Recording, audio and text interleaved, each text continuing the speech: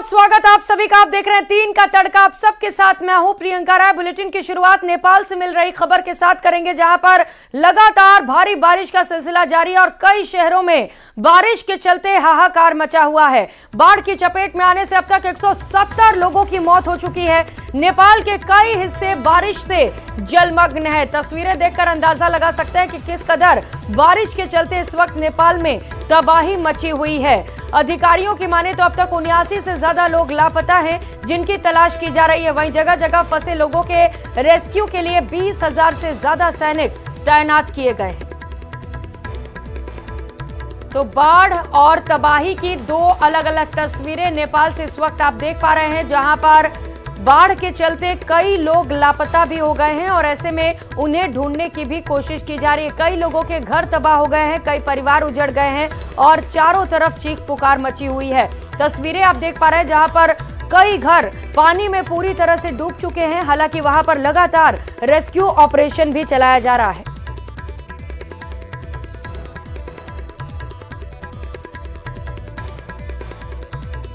तो उधर नेपाल में भारी बारिश के बाद नारायणी नदी में उफान है। नदी में तेज बहाव के कारण किनारों का कटान भी शुरू हो गया है। एक मकान चंद सेकंड के अंदर पानी में बह गया। ये तस्वीरें बेहद खौफनाक है। ये तस्वीरें नेपाल से सामने आई हैं, जहां पर लगातार बारिश का सिलसिला जारी है, जिसके चलते बाढ़ का असर वहां पर देखा जा रहा है और कई मकान जहां डूब क्षेत्र में डूब चुके हैं, तो वहीं कई मकान अब तिनके की तरह धाराशायी हो रहे हैं। ये तस्वीर खौफनाक है और हैरान करने वाले भी, जहां पर एक पूरा का पूरा मकान देखते ही देखते चंद सेकंड्स में पानी में समा जाता है। इस तस्वीरों को देखकर लोग डरे हुए हैं। 170 लोगों की अब तक मौत हो चुकी है। लगभग 80 से ज्यादा लोग लापता बताए जा रहे हैं, जिन्हें ढूंढने की कोशिशें भी की जा रही हैं।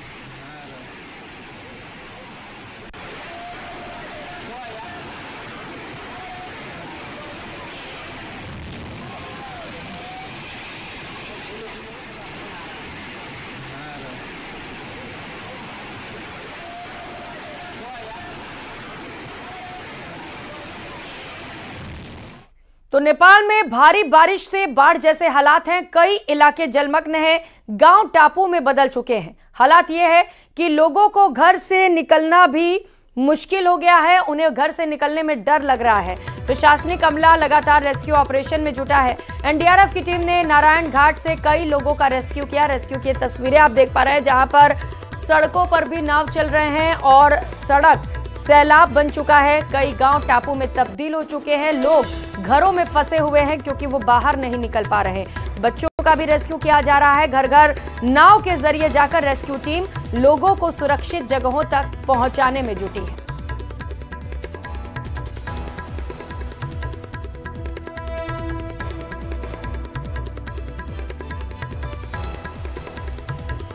उधर बिहार के 13 जिलों के लिए आने वाले 24 घंटे बेहद भारी पड़ सकते हैं। बिहार के कुछ हिस्सों में भारी बारिश के साथ ही चेतावनी भी जारी कर दी गई है। मौसम विभाग के मुताबिक पश्चिमी चंपारण, पूर्वी चंपारण, सीतामढ़ी, शिवहर, मुजफ्फरपुर, गोपालगंज, सिवान, सारण, वैशाली, पटना, जहानाबाद, मधुबनी और भोजपुर जिलों में भारी बारिश की संभावना है, जिसे देखते हुए एसडीआरएफ और एनडीआरएफ की टीमों को जगह जगह तैनात किया गया है। साथ ही सेना को भी अलर्ट पर रखा गया है।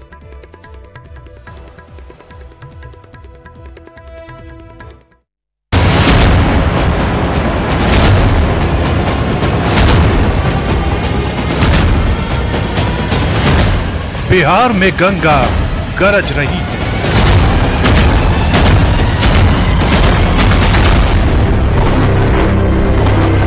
बादलों की मनमानी जारी है। सड़कों पर सैलाब आ गया है। घरों पर पानी का कब्जा हो चुका है। सैकड़ों परिवार पलायन को मजबूर है। ये गुजरते सितंबर में उमड़ते सैलाब की तस्वीरें हैं। ये सैलाबी बवंडर के बीच खाने को तरसते लोगों की तस्वीरें। ये बरसों की सारी नाकाम कोशिशों और सियासी दिग्गजों को सवालों के कटघरे में खड़ा कर देने वाली तस्वीरें।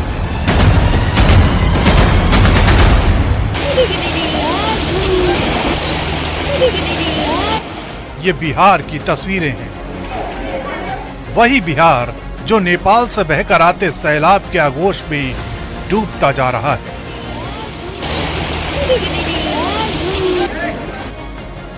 पश्चिमी चंपारण, पूर्वी चंपारण, सीतामढ़ी, शिवहर, मुजफ्फरपुर, गोपालगंज, सिवान, सारण, वैशाली, पटना, जहानाबाद, मधुबनी और भोजपुर।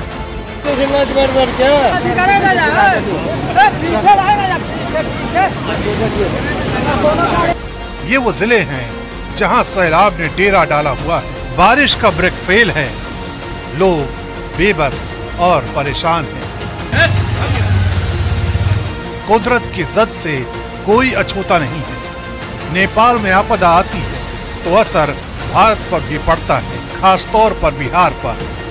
और इस बार वही इतिहास दोहराया गया। काठमांडू समेत नेपाल के कई शहरों में बाढ़ और बारिश ने कहर ढाया है, तो मुजफ्फरपुर की नदियों में जलस्तर बढ़ गया, घरों में पानी घुस गया है, खेत डूब गए हैं। जान बचाने के लिए सैकड़ों लोगों ने पलायन शुरू कर दिया। और इस वक्त हम आपको तस्वीर दिखा रहे हैं मुजफ्फरपुर के पारू इलाके में, जो नारायणी गंडक का जलस्तर बढ़ा, उसके बाद आप देख सकते हैं किस तरीके से तमाम क्षेत्रों में पानी जो है वह बढ़ने लगा है। और नाव से हम आपको अंदर की तस्वीर दिखा रहे हैं कि देख सकते हैं किस तरीके से बाढ़ का इलाका जो है वह पूरा बन चुका है।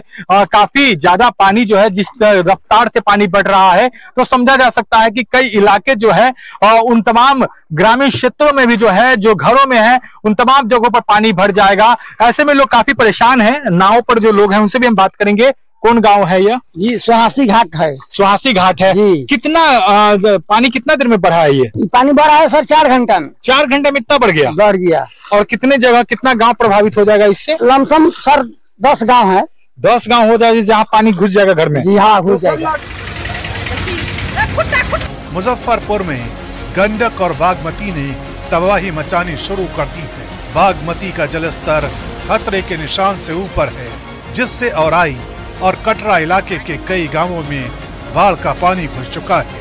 लोग अपने घरों की छतों पर फंसे हैं, जिन्हें निकालने के लिए रेस्क्यू ऑपरेशन जारी है। उधर दरभंगा में कोसी नदी का तटबंध टूटने से कई गांव टापू में तब्दील हो गए। पानी का बहाव तेज होने के चलते लोगों से नदी के करीब नहीं जाने की अपील की जा रही है। इन तस्वीरों में सबसे डराने वाली तस्वीर मुजफ्फरपुर की है, जहां सैलाब के सितम से बचने के लिए लोगों ने जान को जोखिम में डाल दिया। नदी का पानी पुल के ऊपर बह रहा है, पानी इलेक्ट्रिक ग्रिड में पहुंच चुका है। लोग जान जोखिम में डालकर पुल को पार कर रहे हैं, ग्रिड को छूते पानी के नजदीक से गुजर रहे हैं।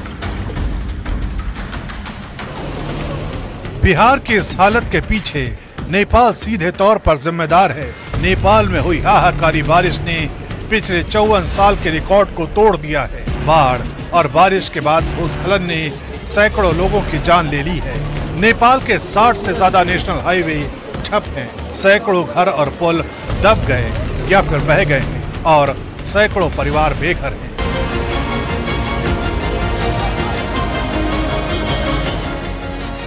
नेपाल के 56 जिलों में अलर्ट है। 190 लोगों से ज्यादा की मौत हो चुकी है। 350 से ज्यादा घर तबाह हो गए हैं। 16 पुलों को नुकसान पहुंचा है। 4000 से ज्यादा लोगों का रेस्क्यू किया गया है।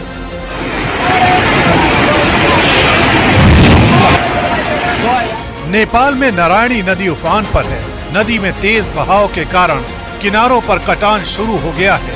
यहाँ एक मकान चंद सेकंड के भीतर पानी में बह गया।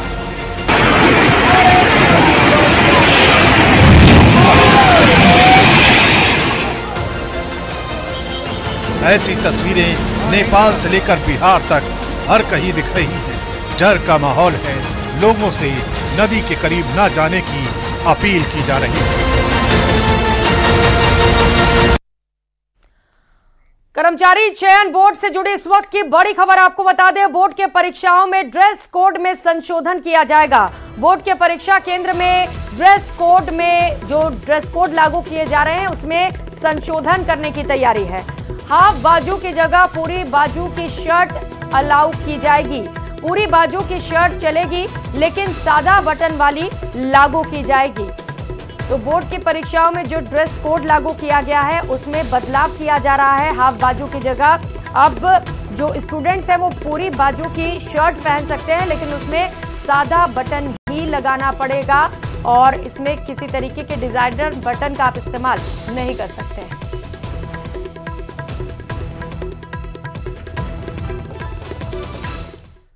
दिल्ली के नांगलोई से खबर है, जहां पर फायरिंग कांड में पुलिस ने बड़ा पर्दाफाश किया है। इस सिलसिले में पुलिस ने 2 आरोपियों को गिरफ्तार कर लिया है। दावा किया जा रहा है कि दोनों आरोपियों के ताल्लुक तिहाड़ में बंद अंकेश लाकड़ा से हैं और यहीं से जुड़ती है नांगलोई वसूली कांड की पूरी कहानी। देखिए रिपोर्ट।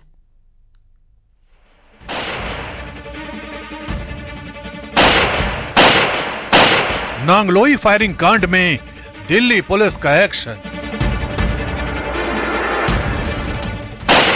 स्पेशल सेल के शिकंजे में आए 2 आरोपी। तिहाड़ से रची गई नांगलोई फायरिंग कांड की साजिश। देश की राजधानी दिल्ली में अपराध और अपराधियों ने कैसे सिर उठा रखा है, ये तस्वीरें इसकी बानगी हैं। आप जानकर चौंक जाएंगे, चाहे लोगों को डराना धमकाना हो या फिर किसी दुश्मन को ठिकाने लगाना। दिल्ली में सब कुछ आसानी से हो जाता है, वो भी तिहाड़ जेल में बैठे बैठे। अब शनिवार को नांगलोई में मिठाई की दुकान में हुई फायरिंग की कहानी के तार भी तिहाड़ जेल से जुड़ गए हैं। स्पेशल सेल की एनसीआर टीम ने इसी सिलसिले में 2 शूटर्स को गिरफ्तार किया है। गिरफ्तार किए गए दोनों आरोपियों के नाम जतिन और हरिओम हैं। इनके पास से स्पेशल सेल ने एक सेमी ऑटोमेटिक पिस्टल, एक देसी पिस्टल और एक बाइक बरामद की है। दावा किया जा रहा है कि दोनों आरोपियों के तार तिहाड़ जेल में बंद अंकेश लाकड़ा से जुड़े हैं। अंकेश लाकड़ा जेल में दीपक बॉक्सर के साथ लंबे वक्त से बंद है और ये दोनों गैंगस्टर लॉरेंस बिश्नोई और गोगी गैंग के सहयोगी हैं। शूटर्स की प्रोफाइल है, एक लड़का है जिसका नाम है हरिओम और दूसरा है जतिन। हरिओम की उम्र है 27 साल, जतिन की उम्र है 21 साल। इनसे हमें जो वेपन्स बरामद हुए हैं, एक सेमी ऑटोमेटिक पिस्टल बरामद हुई है जिससे ये फायरिंग हुई है, जिसमें इन्होंने 4 राउंड फायर किए थे और 5 लाइव राउंड्स इनसे मिले हैं। एक कंट्री मेड पिस्टल मिली है। जानकारी के मुताबिक नांगलोई में फायरिंग की वारदात को अंजाम देने के लिए इन्हें सोनीपत से हथियार दिए गए थे। इनके पास तक हथियार किसी अज्ञात शख्स ने पहुंचाए थे। आपको बता दें कि नांगलोई में मिठाई की दुकान में हुई फायरिंग के दौरान अंकेश लाकड़ा और दीपक बॉक्सर के नाम से पर्ची फेंकी गई थी। इन पर्चियों के पीछे जितेंद्र गोगी और फज्जा नाम के बदमाश की भी फोटो थी, लेकिन अब इनका गैंग दीपक बॉक्सर संभाल रहा है, जिसे बीते साल ही विदेश से भारत लाया गया था। खबर है कि स्पेशल सेल ने जिन जतिन और हरिओम नाम के आरोपियों को गिरफ्तार किया है, उन्हें मिठाई की शॉप पर धमकी देने के लिए भेजा गया था और अब इन दोनों आरोपियों का तिहाड़ से कनेक्शन सामने आ रहा है। यानी राजधानी दिल्ली की जेल अपराधियों के लिए ऐशगाह जैसी हो गई है, जहां बैठकर अपराधी न सिर्फ धड़ल्ले से फोन का इस्तेमाल कर रहे हैं, बल्कि मनचाही वारदातों को तिहाड़ में बैठे बैठे अंजाम दे रहे हैं। यूपी के मुजफ्फरनगर में 150 साल पुराने एक पेड़ का अंतिम संस्कार करने का मामला सामने आया। सेमल का पेड़ तेज हवाओं के चलने गिर गया था और इसी के बाद एक महिला ने उसका हिंदू रीति रिवाजों के साथ अंतिम संस्कार किया।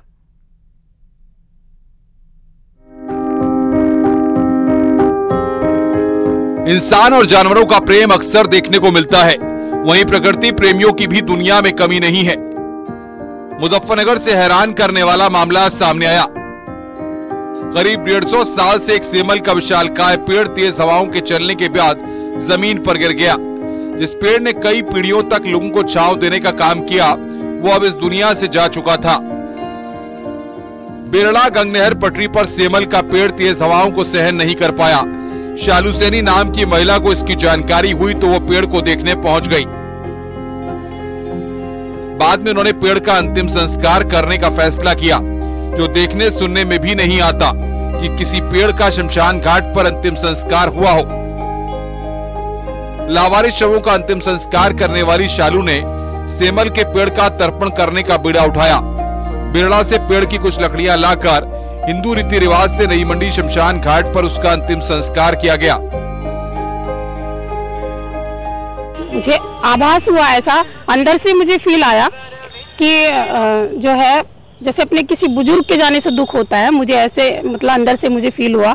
और मैं जो हूँ वहाँ पे उस पेड़ के पास गई, मैं काफ़ी देर वहाँ बैठी भी रही, पेड़ को मैंने देखा अच्छे से और बैठी भी रही मैं वहाँ पे। और तब मुझे शायद महाकाल जी का आदेश हुआ कि मुझे जो है अंतिम संस्कार करना चाहिए। शालू का कहना है कि अब पितृ विसर्जनीय अमावस्या यानी 2 अक्टूबर को विधि विधान से पेड़ के मोक्ष के लिए हवन में आहुति डालेंगी। शहरों में इंसान प्रकृति से दूर होता जा रहा है, जिससे वो उसका महत्व भूलता जा रहा है। पेड़ हमारे लिए बेशकीमती हैं, वो कड़ी धूप में हमें छाया देते हैं। बिना पेड़ों के शहरों में रहना संभव नहीं है। मुजफ्फरनगर में महिला ने भले ही पेड़ का अंतिम संस्कार किया हो, लेकिन उसके पीछे पेड़ों को लेकर एक संदेश छुपा है। मुजफ्फरनगर से न्यूज़ 18 के लिए विनेश पवार की रिपोर्ट।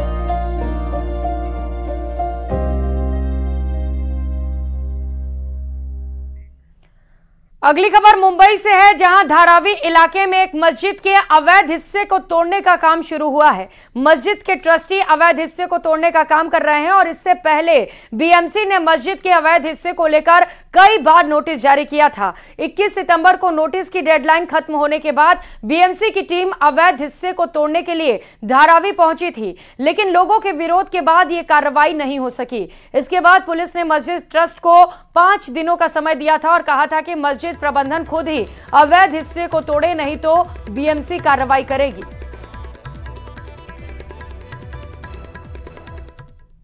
के अनधिकृत सुबानिया मस्जिद गिराने का, तोड़ने का काम शुरू हो चुका है। महाराष्ट्र में इस प्रकार से अनधिकृत मस्जिद, लेन जिहाद, वोट जिहाद चलेगा नहीं। कांग्रेस का, उद्धव ठाकरे का मुस्लिम अनुनयीकरण अब नहीं चलेगा। रुक करेंगे बड़ी खबर का। बीजेपी अध्यक्ष जेपी नड्डा राजस्थान आएंगे। 6 अक्टूबर को जयपुर दौरे पर आने का कार्यक्रम है। संगठन के पदाधिकारियों और विधायकों के साथ वो बैठक करेंगे। सदस्यता अभियान को लेकर समीक्षा करेंगे। सदस्यता अभियान में राजस्थान पिछड़ा हुआ है और इसी को लेकर चिंतन मंथन किया जाएगा कि आखिर क्या वजह इसके पीछे जो राजस्थान सदस्यता अभियान में पिछड़ रहा है। तो जेपी नड्डा का ये दौरा बेहद महत्वपूर्ण रहने वाला है भारतीय जनता पार्टी के सदस्यता अभियान को लेकर, जहां पर वो अभियान को लेकर समीक्षा करेंगे, नेताओं से मुलाकात करेंगे। तो 6 अक्टूबर को जयपुर का दौरा है बीजेपी के राष्ट्रीय अध्यक्ष जेपी नड्डा का, जहां पर वो संगठन के पदाधिकारियों और विधायकों के साथ बैठक भी करेंगे। करोड़ों की संख्या में भारतीय जनता पार्टी ने लक्ष्य रखा है और बीजेपी के कुनबे को बढ़ाने के लिए, परिवार को बढ़ाने के लिए ये लक्ष्य बड़ा ही महत्वपूर्ण है भारतीय जनता पार्टी के लिए, जिसे लेकर लगातार कोशिशें की जा रही हैं। मध्य प्रदेश के जबलपुर से खबर है, जहां पर पैर फिसलने से नदी में युवक डूब गया और डूबते हुए लड़के का वीडियो भी सामने आया है। मोबाइल पर बात करते वक्त यह हादसा हुआ। गोताखोर और पुलिस टीम तलाशी में जुटी हुई है। पाटन थाना क्षेत्र के हिरन नदी की यह घटना है। तो पैर फिसलने के चलते यह हादसा हुआ है। बताया जा रहा है कि जो युवक है वो मोबाइल पर बात करते हुए जा रहा था और इसी दौरान उसका ध्यान भटका और वो पैर फिसलने के चलते डूब गया। ये तस्वीरें देखिए, मौके से डूबने के बाद की भी तस्वीर सामने आई है और उससे पहले जब वो अपने दोस्तों के साथ वहां पर मौज मस्ती कर रहा था, उस दौरान की भी तस्वीरें सामने आई मध्य प्रदेश के जबलपुर से। ये तस्वीर जहां पर पैर फिसलने से युवक नदी में डूब गया और पानी के तेज बहाव में आगे बहता चला गया। फिलहाल युवक को ढूंढने की कोशिशें की जा रही हैं और रेस्क्यू टीम मौके पर पहुंच चुकी है। इसी के साथ इस बुलेटिन में फिलहाल इतना ही। आप देखते रहिए प्रदेश का नंबर 1 न्यूज चैनल। नमस्कार।